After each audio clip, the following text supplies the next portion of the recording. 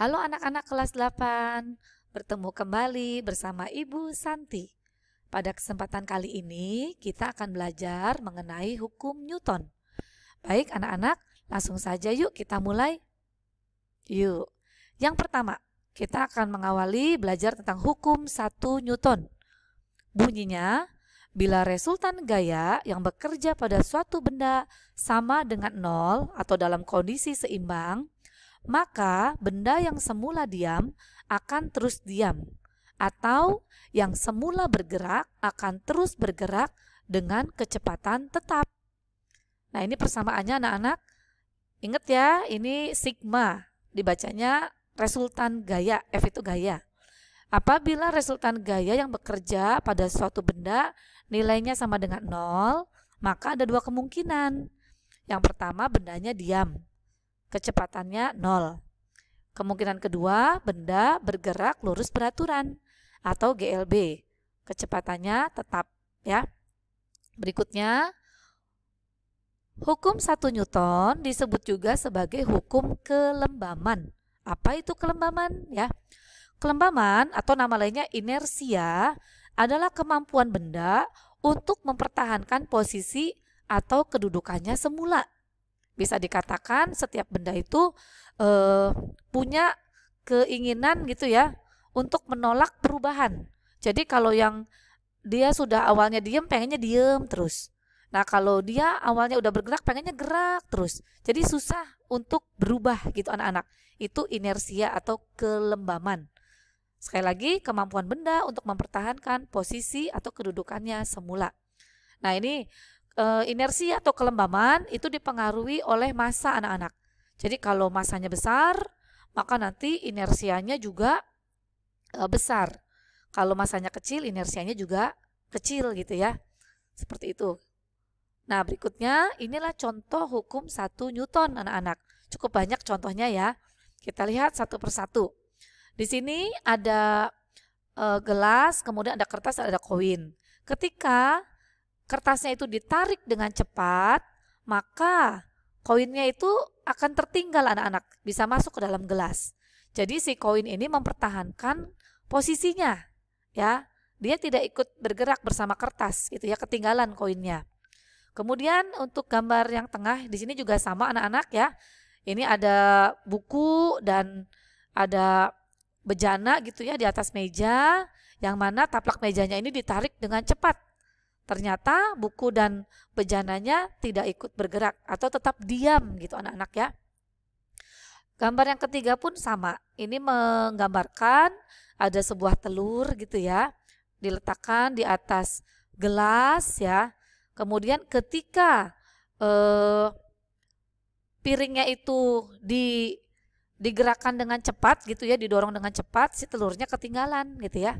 Telurnya mau tetap diam, jadi si telur bisa masuk ke dalam gelas. Nah kalau yang bawah ini anak-anak ceritanya dalam kendaraan gitu ya, mobil. Ketika mobil sedang melaju, kemudian tiba-tiba direm gitu ya anak-anak. Makanya ini penting banget loh menggunakan sabuk pengaman. Ketika tiba-tiba direm, kalian dapat melihat bahwa posisi penumpangnya di sini ya itu terdorong ke depan anak-anak atau bergerak maju ke depan. Kenapa?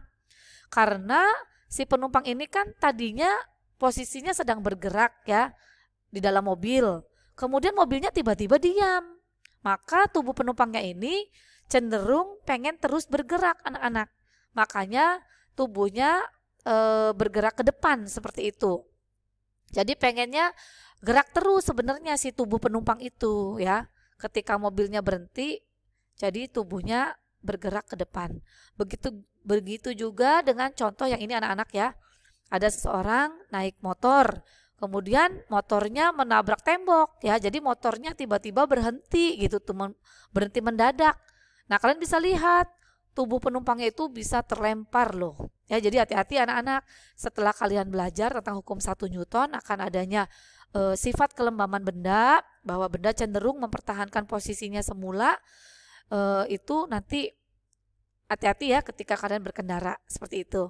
Nah, anak-anak, ciri khas hukum 1 Newton adalah ini ya, gaya yang diberikan pada benda itu harus cepat, mendadak atau tiba-tiba sehingga benda belum sempat merespon terhadap gaya yang diberikan tersebut, atau resultan gaya pada bendanya itu tetap nol.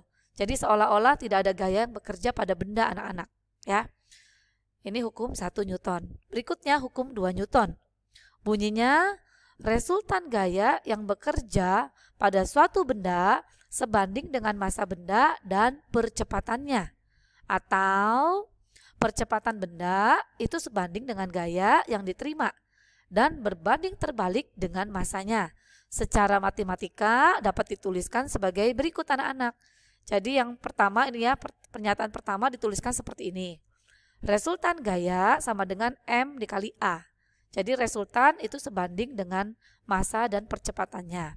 Atau untuk pernyataan yang kedua, ini yang bawah, dituliskan A sama dengan resultan gaya per M, massa gitu ya. Jadi F-nya ini gayanya satuannya Newton. Kemudian M itu massa, kilogram, dan A itu percepatan, ya satuannya meter per sekon kuadrat. Nah, ini hubungan massa dengan percepatan. Kita lihat satu-satu ya anak-anak. Tadi massa dan percepatan itu kan berbanding terbalik, ya. Artinya kalau massanya besar, nanti menghasilkan percepatan yang kecil. Jadi kebalikannya anak-anak, ya. Kalau massanya besar, percepatannya kecil. Tapi kalau massanya kecil, maka percepatannya besar gitu ya. Jadi massa itu berbanding terbalik dengan percepatan. Kita lihat di gambar. Di sini ada batu ya, ada 2 batu. Yang pertama massanya 400 kg. Yang kedua massanya 40 kg ya. Nah, didorong dengan gaya yang sama 700 Newton ini ya. Dengan ini orangnya sama ceritanya ya. Nah, ketika si Bapak mendorong yang massanya 400 kg itu ya akan apa ya? Batunya bisa bergerak sih, tapi dia bergerak lebih lamban gitu ya, atau percepatannya kecil anak-anak. Sedangkan untuk yang massanya 40 kg nanti batunya bergerak lebih cepat anak-anak. Atau dia percepatannya besar gitu ya. Jadi kalau percepatan besar kan pertambahan kecepatannya terlihat banget gitu ya, jadi lebih cepat. Begitu pula dengan gambar yang di sebelah kanan. Menarik batu yang besar dan batu yang kecil itu nanti ada pengaruh pada gerak batunya. Yang besar itu lebih lambat, sedangkan yang kecil itu ditarik akan lebih cepat ya, dengan gaya yang sama ya anak-anak. Berikutnya hubungan gaya dengan percepatan. Gaya itu sebanding dengan percepatan. Artinya kalau gayanya besar maka percepatannya besar atau geraknya tuh lebih cepat gitu anak-anak. Tapi kalau gayanya kecil ya percepatannya juga kecil gitu ya. Jadi dia nanti pertambahan kecepatannya sedikit gitu ya. Nah, kita lihat pada animasi yang sebelah kiri dulu.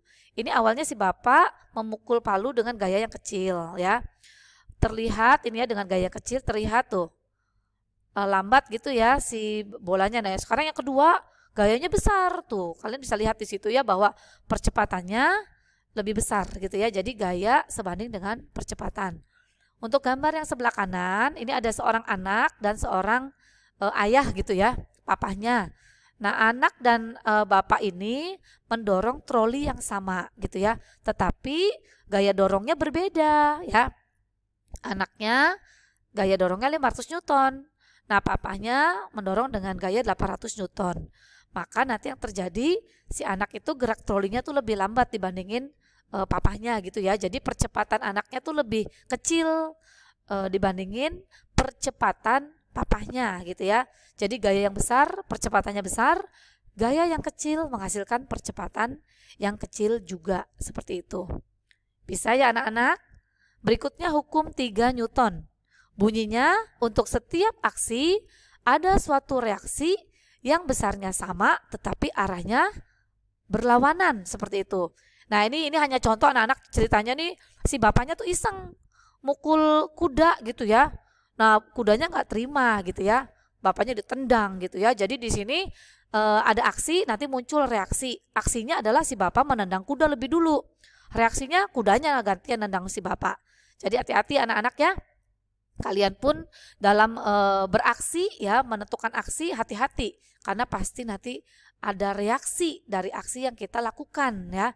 Nah, ini F aksi sama dengan negatif F reaksi. Tanda negatif di sini hanya untuk menunjukkan arah gaya reaksinya ini berlawanan. Jadi kalau aksinya ke kanan, nanti reaksinya ke kiri. Kalau aksinya ke atas, reaksinya nanti ke bawah ya. Untuk hukum 3 Newton disebut juga sebagai hukum aksi reaksi seperti itu. Berikutnya ciri hukum 3 Newton. Yang pertama, gaya aksi reaksi tidak dapat saling meniadakan karena gaya aksi reaksi bekerja pada dua benda yang berbeda. Ya, jadi gayanya itu bekerja pada dua benda yang berbeda. Jadi aksi sama reaksi itu bendanya beda anak-anak ya. Kemudian gayanya bekerja pada satu titik. Jadi dua gaya itu bekerja pada titik yang sama. Yang ketiga, besarnya sama tetapi arahnya berlawanan.